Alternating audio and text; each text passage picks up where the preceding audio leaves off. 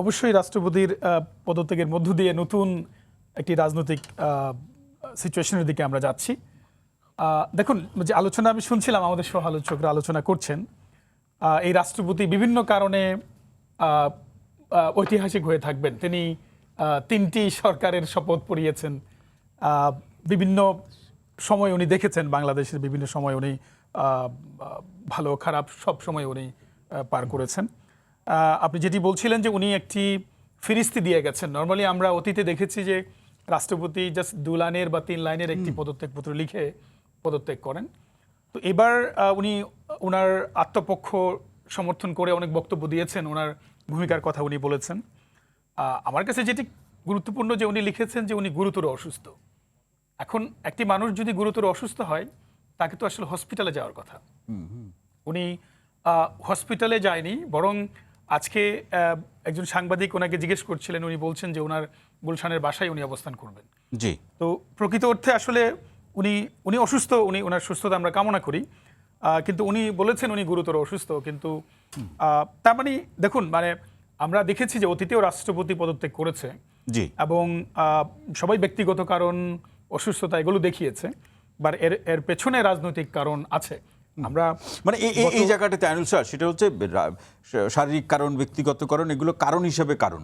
কিন্তু আমাদের দেশের বাস্তবতা হলো যে যারা সরকার গঠন করেন তারা না চাইলে কারো এই সমস্ত পদে, রাষ্ট্রপতি সহ গুরুত্বপূর্ণ পদে থাকার কোনো সুযোগ নাই। তা এমনকি 5 মাসের রাজনৈতিক প্রেক্ষাপট তৈরি হলো যে বিএনপি সাংবিধানিক ধারাবাহিকতা বজায় রাখার জন্য পরিবর্তনে তার রাজনৈতিক সম্মতি দিল না।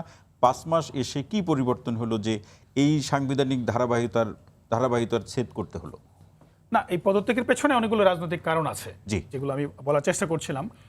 তো ইতিমধ্যেই আমার সহালোচক আলোচনা করেছেন যে 5 মাস অতিক্রান্ত হওয়ার ফলে যে জিনিসটি ঘটবে, যে আগামী দিনে যে রাষ্ট্রপতি আসবেন, তিনি আগামী তত্ত্বাবধায়ক সরকার বা অন্তর্বর্তীকালীন সরকার, যেই সরকারের আমলে নির্বাচন হোক না কেন, ওই সময়টাই উনি রাষ্ট্রপতি থাকবেন।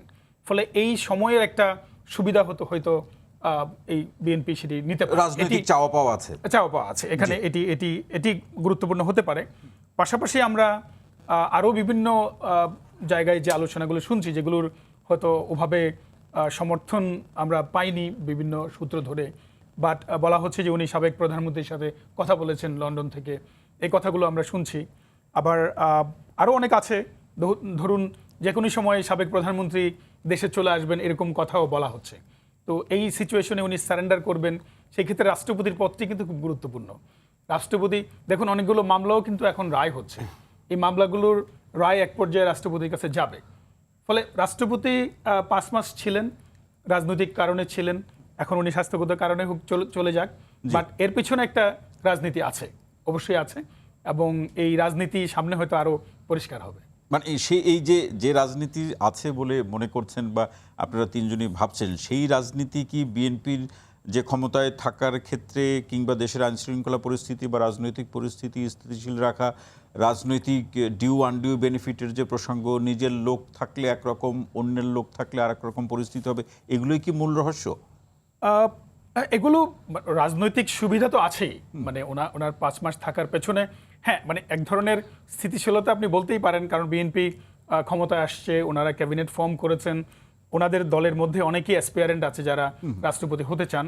তো এই জায়গাতে এক ধরনের স্থিতিশীলতা তৈরি করা, মানে বিভিন্ন জায়গা থেকে আমরা বলতে পারি যে 5 মাস ওনারা সময় নিয়েছেন, এই সময়টি অবশ্যই রাজনৈতিক ভাবে দেখা যায়। মানে একেবারে স্যার, যেহেতু আপনি রাষ্ট্রবিজ্ঞানের এই প্রসঙ্গগুলো নিয়ে আপনি পড়ান এবং গণমাধ্যমে কথা বলেন, আমার জানার জায়গা থেকে এবং কিংবা সোশ্যাল মিডিয়াতে বা আমাদের যারা দেখছেন তাদেরও হয়তো অনেকের জিজ্ঞাসার ক্ষেত্রের সাথে আমার প্রশ্নটি মিলে যেতে পারে যে আমরা যদি রাষ্ট্রপতির মোটা দাগে যদি তার ক্ষমতার জায়গাগুলো দেখি, কোড আনকোড, যে আসলে তিনি যে কোনো সময় একটা সংসদ ভেঙে দিতে পারেন, কোড আনকোড বলছি, এই ভয়টা কি বিএনপিকে বেশি কাবু করছে বা কাবু করেছিল?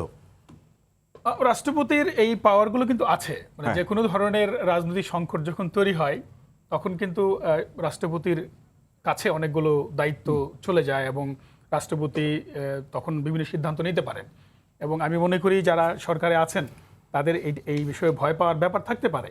ফলে তাদের একজন দলের বা তাদের সমর্থনপুষ্ট একজন ব্যক্তি যদি তাদের সময়ে, যখন তত্ত্বাবধায়ক সরকার হবে, যদি রাষ্ট্রপতি থাকতে পারেন, সেটির একটি সুবিধা অবশ্যই একটা সুবিধা দল পাইলেও পেতে পারে।